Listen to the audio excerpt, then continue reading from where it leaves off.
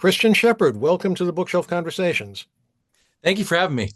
Now, I got to tell you, when I first got the book and I saw the name, I don't know if you're familiar with the TV show Lost, but I was wondering if this was like a pseudonym because the main character is Jack Sheppard and his father was Christian Sheppard.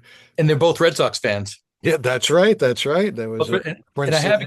I've encountered that before. I've gone to restaurants and the look of disappointment on the maitre d's face when they see me thinking, oh, it's not, this is not Christian Ship from Lost, but I like It's it a lot. you're not a fictional character. I'm saying. No.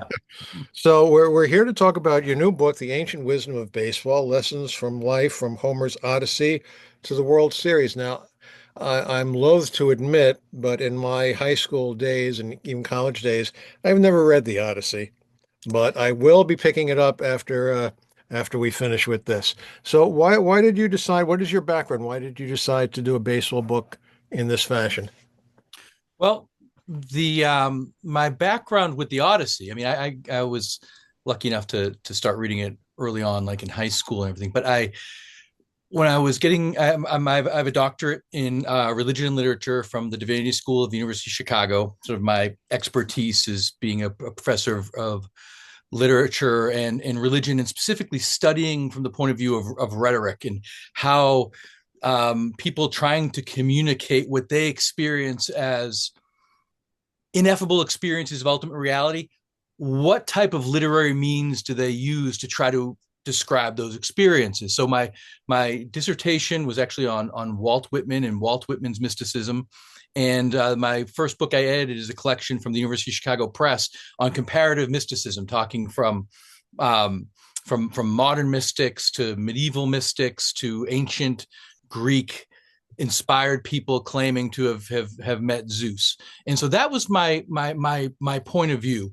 But how I came at writing a book about baseball is sort of from that same background. I was all but dissertation. My wife had her maternity leave had ended, and I was taking care of my baby daughter Cecilia. And one day I was pushing this old perambulator out of the front door of the divinity school. And if you've never been to the University of Chicago, but if you've seen Harry Potter or Hogwarts, or if you've been to Oxford, that's what it looks like. It has very much this Gothic feel with gargoyles and crosses everywhere. And I'm pushing this baby out, and one of my fellow graduate students walks out from like behind a tree where she had been smoking a cigarette and looks down at the baby and says, "Hey, how are you going to raise it?" Right? And that's a strange question to be asked, anywhere in America. Usually you don't ask people questions to be polite. What is your religious affiliation? How much money do you make? Did you pay your taxes? What's your preferred sexual position? These are not polite questions. But here, where everyone had gone in order to like ask religious questions, it wasn't off the wall. And of course, having dedicated my life to the study of religion, I had no ready answer. I had all these doubts, I had all these questions, but I had no answer. But this is a question that I wanted an answer to. In order to stave off my fellow student, I kind of flippantly said, I'm going to raise her a Cubs fan, right? There you go. And I thought later, like, what if the questions that we usually put to religions and philosophies, meaning what is all of ultimate reality? And more importantly, how do we live in it? Like ethical questions, what is virtue and how to pursue happiness? If we were to ask these questions of baseball, what kind of answer would we get? And I just so happened, as my day job was taking care of the baby and supposedly finishing my dissertation, which I did. But my night job was teaching the great books at the University of Chicago. I was teaching the classics, Homer, Plato. And what I found when I was considering baseball from a philosophical, ethical, religious, spiritual point of view was that it was this game that had heroes. And what these heroes did, what my heroes did, what Andre Dawson did, what eventually Jake Arrieta would do, is they would exemplify excellence. They would, and in particular ways, if they were hitting, they would show courage. If they were pitching, they had the head game and they'd be prudent, they'd be canny, they'd be cunning. Any player in the field, they needed to be like well tempered, make those good actions their actual reactions through habitual practice. And what I saw was this notion of a world where virtue is exemplified by heroes was the same world that was in the Iliad and the Odyssey, was in Homer, where Homer told these epic stories of heroes. You don't have to read, I mean, I recommend that you read the Odyssey, but if you're familiar, and I know you are, with all like epic literature, whether it be Lord of the Rings or Game of Thrones, there you have that same sort of pattern of heroes searching for victory, and in the conflicts that ensue, their characters are forged. And baseball, I hold that each ball game is like the ritual reenactment of a myth in which that is played out. And so we go, we witness, but it's a lot more fun, and you can have a hot dog while you're watching it. Now, since you use the word myth, I'm going to jump ahead to your definition of myth. You define myth as a story, whereas I think, as you also say, when somebody says, "Well, that's a myth," that's something that's unbelievable, that's not true. So talk about that a little bit. Yeah, nowadays when I think in our modern world, our disenchanted modern world where everyone's rational, or pretends to be rational, they when they say something, that's it's just a myth. It's just a myth. It doesn't meaning it's not true. It doesn't matter. The old definition of myth, when you take it to be just story, and the definition of myth that is developed by modern scholars of religion like Carl Jung or Marcia Eliade, these great scholars of religion. The idea of a myth is a story that resonates with something larger than mere rationality can describe, right? So it's these larger than life stories that resonate with what perhaps is going on in the cosmos, but at least with what's going on in your own psyche, right? So they're these powerful resonant stories. So rather than a myth, is it's just myth. When I use myth, I use it in the same way that Howard Cosell would call Reggie Jackson mythic or something like that. It's touched with hyperbole when I use it. Because you mentioned one of the most famous myths, and the the older I get, the farther back in history this goes, is Babe Ruth calling a shot in the World Series. Some people absolutely say it happened. Some people say if he had done anything like that, the pitcher would have knocked him down. Uh, so yeah, I mean, you find those stories with people of with players of that generation. You don't find too many mythical stories of something that happened, say, in the Cubs World Series victory just a few years ago. Maybe 50 years from now, people will talk about it in those terms, but right now, not. And now you concentrate on the three things that stuck out for me is your discussion of the 2004 Red Sox World Series, the 2016 Cubs victory, and both those teams had not won in generations. So that was very interesting. And the thing that also stuck to me was your discussion of the Bartman game. Mm-hmm. Why did you decide to include that? Well, one thing I wrote this book over a long period of time, and it occurred to me that what I was doing was giving the fans perspective. And fan, you probably know, the word fan goes back to the notion of fanatic, and that the etymology of that word goes back to someone who spent too much time in the ancient pagan temple, someone who spent too much time inhaling the fumes from the sacrificial altar, so they became kind of unhinged. So to imagine someone spending too much time near the hot dog stand or something, and just inhaling that and then becoming obsessed. My point of view is the fan's point of view, and Bartman, he that loss. What struck me when I was going back over that story, it's it's not an official fan interference. It's the umpire. He didn't interfere with the ball according to the umpires, right? And yet everyone who was there, everyone who was watching, they blamed all the blame accrued to Bartman. It's almost like group psychology or something, or the mass hysteria. He was immediately scapegoated. And what struck me about Bartman is he was the quintessential fan. I mean, he's dressed like you with the black turtleneck and the Cubs hat, and he had the earphones in, and it was really but for the grace of Zeus go I could have any Cubs fan could have been Bartman if they had just if they had just been the wrong place, the wrong time, and paying the wrong kind of attention. And what's interesting about it is, from the comparing the rash, I think you and I have talked a little bit about the rationalist point of view versus what I would call a larger point of view. I get into this argument with the people who sort of the post Moneyball people who focus just so much on the numbers that they begin to disabuse themselves of the notion of clutch. And there is their clutch, yes. Is there choke, yes. Bartman is another version of that. How does a moment in the how does a moment in the game make everything turn? You announcers talk about momentum, like they're using the terms of physics to describe what's going on in the minds of a team because they don't have any other words for it. But you can feel it. You can feel it when the momentum changes. When Aaron Judge drops that ball, right, and then suddenly 5 unearned runs and the Dodgers take it. Like how does that occur? So if you're a Red Sox fan, you've heard of Big Papi and you know clutch is real. Mhm. But for those people who aren't so blessed, you can be duped into thinking that it's only a myth. But and for me, it's still a mystery to be observed and to wonder how is it that certain things happen in the game, in your life, in the culture that just seem to turn. And what I've come up with is that we're telling ourselves constantly stories. We're telling ourselves constantly a story, and it's no coincidence that it's those moments are like little climaxes or turns in the plot that then everyone kind of buys into and fulfills their role in. We're stuck in stories in our own minds, and one of the things I love about baseball is it allows you to kind of you be the audience, like the ancient Greek chorus, to these stories and cheer and jeer depending upon where you are in it. Now, you mentioned that this book was written over a long period of time. Uh, when you started, your daughter was how old? When I started, my daughter was less than a year old. Less than a year old. So that She's kind she's of 25 now.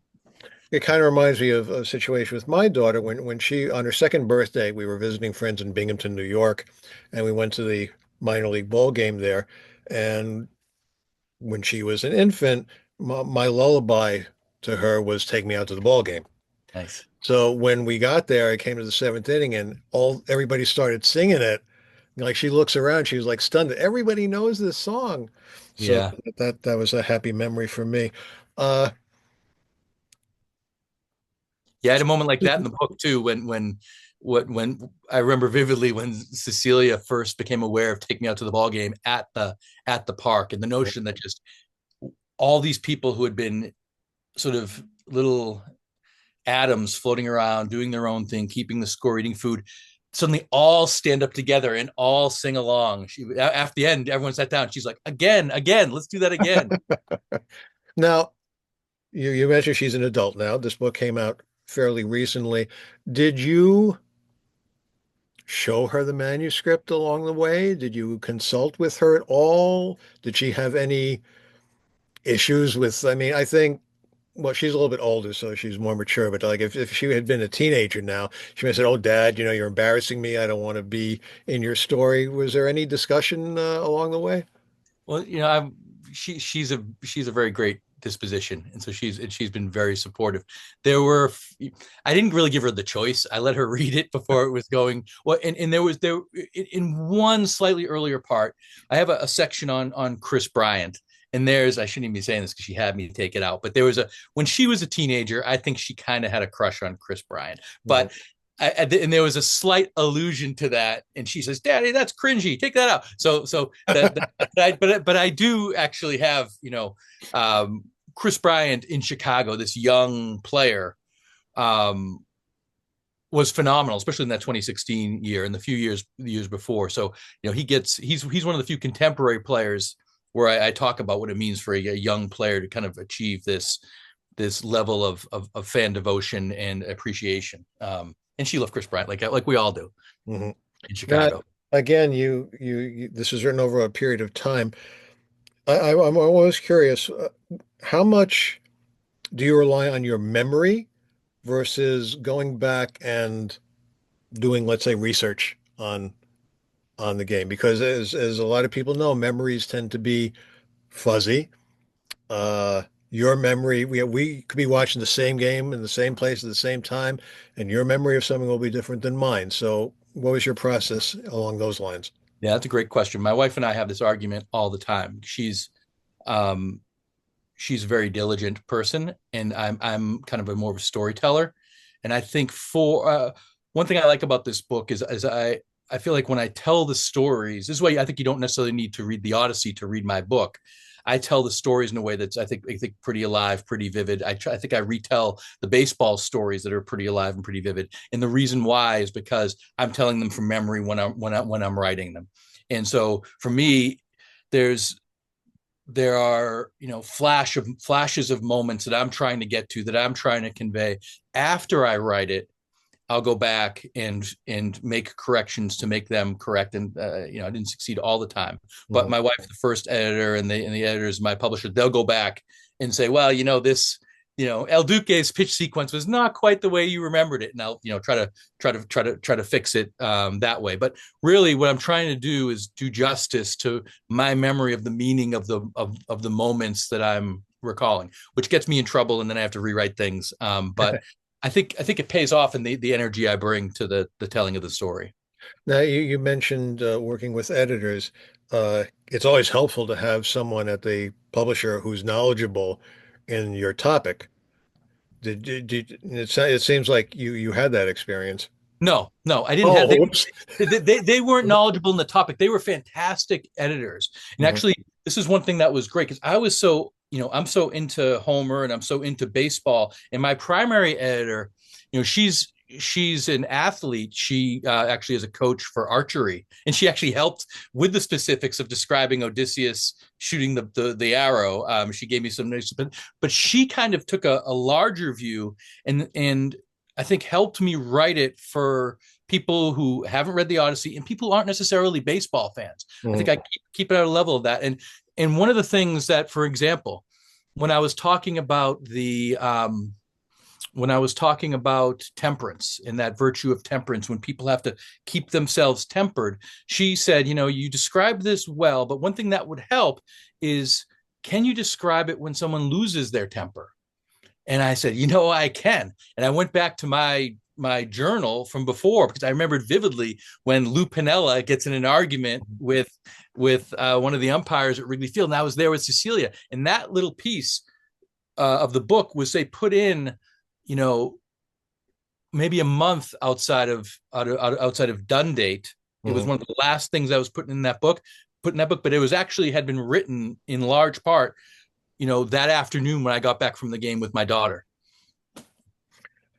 You were the narrator for the audio version of the book, which I always admire, because I think no one knows better than the author what the book should sound like. So talk about, first of all, not every book becomes an audio book. So let's talk about the decision to make it into an audio book and the decision to use you as the narrator.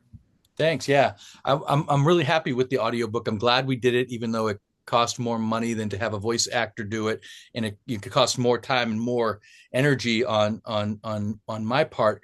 But I feel like this book is written in my voice. Mhm. I've people who know me and are reading the book and will say, I can just hear your voice when I'm reading this book. So I felt that my voice is one because it speaks for the fan, and I'm speaking from my own particular point of view. And I didn't realize this till after it was published, but I've had people tell me that when they read my account of my fandom, of my experience with certain games, they're automatically like finding analogies in their own life. They're automatically saying, "Oh, that reminds me of a game I saw. That reminds me of going to the ball with my mom or my dad or my granddad," and those types of experiences. And I think because I put myself in it, um, and then I also wanted, I think, I mean, I don't know if this is stereotypical a lot or not, but I think a lot of young men don't read that much. And I kind of thought this is a book that a lot of young men would want to read, or if not want to read, want to get somehow. So I thought an audiobooks. I know a lot of my son's friends, they listen to podcasts now. They listen to, that's a primary way of them getting stories, getting information. So I thought there's a whole, not just men, but women too, but younger people maybe who aren't, and you and I are obviously like bibliophiles, but they're not necessarily. And I thought the audiobook would be a way to get to them. And I do feel like I brought the energy to it. I'm a professor, so just before talking to you now, I was just 3 hours in the classroom talking. So it's something I know I can do. So I was comfortable with that. And one cool thing is I went to the studios where the band The Smashing Pumpkins did their album Melancholy and Infinite Sadness. So it's like a mythic kind of like recording studio here in Wicker Park in Chicago. And I went back and I was like, oh, this is where they perform that. So I got in the booth and I was all hyped for it. So it was a totally fun experience. And I hope people like hope they buy the book and hope they buy the audiobook too, because I think they'll like it. The comment you made about people not reading as much, young people not reading as much. This is a very niche book because A, it's about baseball and that limits your audience. B, it's about the Odyssey, which limits the audience. But to put them together, it reminds me of other books. I mean, I have a collection of books about baseball and philosophy, and trying to make two disparate items fit like that, it takes a lot of talent to make it work, and I think you made it work very well. Thanks. It, yeah. This is a conversation I've had with agents and publishers all along the way, and it was kind of the vision that this is this. I'm pleased with this book because this is the book I wanted to write. This is the book that brought the things together. Uh, my in my own mind, I felt like I was trying to write another Zen in the Art of Motorcycle Maintenance. We Mhm. have two unlike things being brought together through his is more personal memoir. Mine is just sort of like punctuated by personal anecdote. It's just these just little moments of my daughter and I or me when I'm a kid, bringing together these unlike things. And what I feel like the title captures this. It's I want the someone to see the cover of the book and say the ancient wisdom of baseball. Like, how do these two unlike things relate? And Mhm. then what I hope they get by the end of the book, they'll say, oh, I see, they relate to me, they relate to my life. This is the ground upon which the comparison is made and the meaning is made. So my daughter right now, she'll go to the Cubs game with me. I mean, we just went to the opening day for the Cubs in Arizona, and that was great. And she flew out so we could celebrate the publication of the book and do that. But she's not a huge baseball fan anymore. She's into fashion. That's her thing. And so that's like her baseball. She practices the ancient wisdom of baseball. And I imagine other people who are like long distance runners or cooks or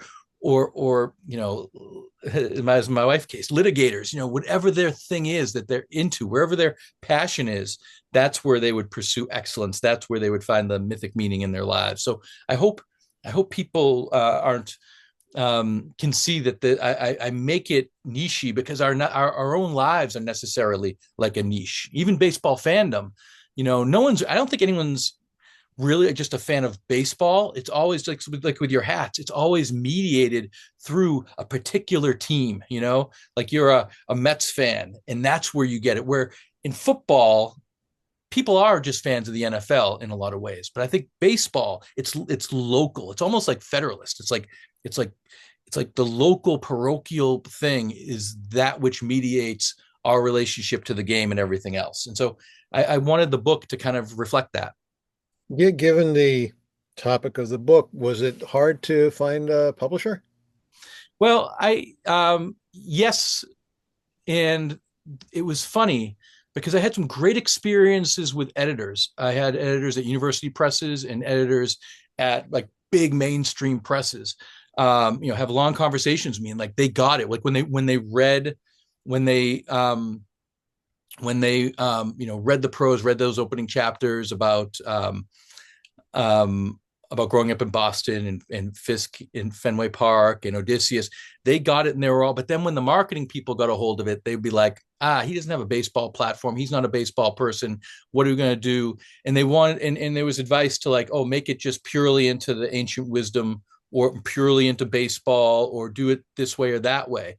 And so we ended up going with a small hybrid press in Austin, Texas, Greenleaf, who was great, which I'm really pleased with how the book has come out. And it is an excellent book. I highly recommend it. We've been talking with Christian Sheppard, author of The Ancient Wisdom of Baseball, Lessons for Life from Homer's Odyssey to the World Series. Christian, thank you very much for talking with us today. Best of luck with the book. Thank you so much.